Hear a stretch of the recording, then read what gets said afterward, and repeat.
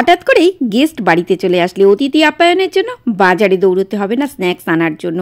ঘরে বসেই আপনি ঘরের সামান্য উপকরণ দিয়ে তৈরি করে ফেলতে পারবেন এমন মজার স্ন্যাক্স। চলুন দেখাই আজকে রেসিপিটি।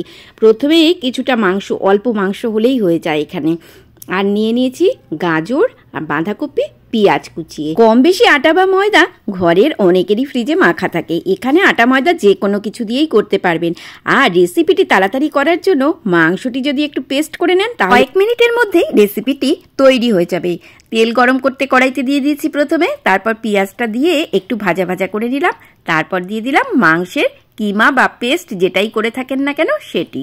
এবার দিয়ে একটু নাড়াচাড়া করে নিলাম। তারপরে দিয়ে দিলাম মাংসের মধ্যে নুন, লঙ্কার গুঁড়ো, হলুদ গুঁড়ো আর জিরের গুঁড়ো। এখানে আদা রসুনের কোনো প্রয়োজন নেই। এগুলো দিয়ে মাংসটাকে একটু ভালোভাবে ভেজে নিতে হবে। মাংসটি সিদ্ধ হতে কিন্তু এখানে খুব বেশি সময় লাগবে না। এই তো ভাজা কমপ্লিট। এবার যখন মাংসটা কালারটা চেঞ্জ হয়ে আসলো তখন তার মধ্যে দিয়ে দিলাম গাজর। গাজরটাকে আগে থেকেই গ্রেট করে রেখেছিলাম। গাজরটা দিয়ে একটু নাড়াচাড়া করে তার মধ্যে দিয়ে দিলাম এখানে বাঁধাকপি। এবার এগুলো সব ভালোভাবে একটু সময় ধরে কষিয়ে নিলাম। এই সময় এখানে কিন্তু একটু গরম মশলার গুঁড়োও দেওয়া যায়, আমি দিয়েছি, যদিও ভিডিওটা স্কিপ হয়ে গেছে। এবার নামিয়ে রাখলাম। যেহেতু কষানো কমপ্লিট, এবার আমি ময়দার থেকে এক একটা ছোট ছোট লুচির মতন লেচি কেটে নিলাম। প্রত্যেকটা লেচি আগের থেকে কেটে নিলেই সুবিধা হয়। আমি এখানে এরকম গোল গোল করে লুচির মতো করে কেটে নিলাম লেচি। এবার লেচিগুলোকে লুচির শেপেই লম্বা করে একটু বেলতে হবে। এই স্ন্যাক্সটি কিন্তু অনেক হেলদি, বাচ্চাদের জন্য বিশেষ করে। বাচ্চারা অনেক সময় সবজি খেতে চায় না, তা এর মধ্যে যেহেতু গাজর বাঁধাকপি দেওয়া আছে আর চিকেন দেওয়া আছে, তাই অনেকটাই কিন্তু পুষ্টি এখান থেকে পাওয়া যায়। এবার এই লুচির মতো বেলে নিয়ে তারপরে পুর দিয়ে আমি এখানে একটা চামচের সাহায্যে এইভাবে একটু কেটে নিলাম ডিজাইন করার জন্য।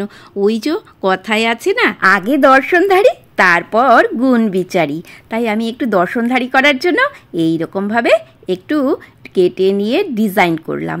এই ডিজাইনটি আপনারা আপনাদের নিজেদের পছন্দ মতো করে নিতে পারেন।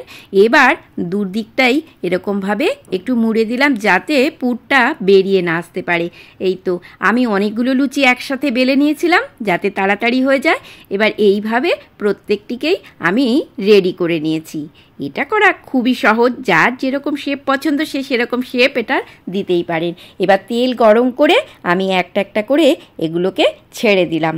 তবে এই সময় গ্যাসের ফ্লেমটা লো টু মিডিয়ামে রাখাই ভালো, কারণ হাই হিটে এটা কিন্তু তাড়াতাড়ি পুড়ে যাবে। তাই একটু লো করে ভাজলে বেশ মুচমুচে হয় খেতে। একটা পাশ যখন লাল হয়ে আসলো তখন আমি উল্টে দিলাম আরেকটা পাশ ভাজার জন্য। এই তো ভাজা কমপ্লিট। এবার আমি তুলে নেব। বেশ একটু কড়া করে ভাজলে এটা কিন্তু নিমকির মতো পুরো মুচমুচে হয়। আমার তো রেডি স্ন্যাক্স। এবার দেখুন তো লোভনীয় হয়েছে কিনা। যদি রেসিপিটি পছন্দ হয় আপনিও একবার ঘরে ট্রাই করে দেখতে পারেন।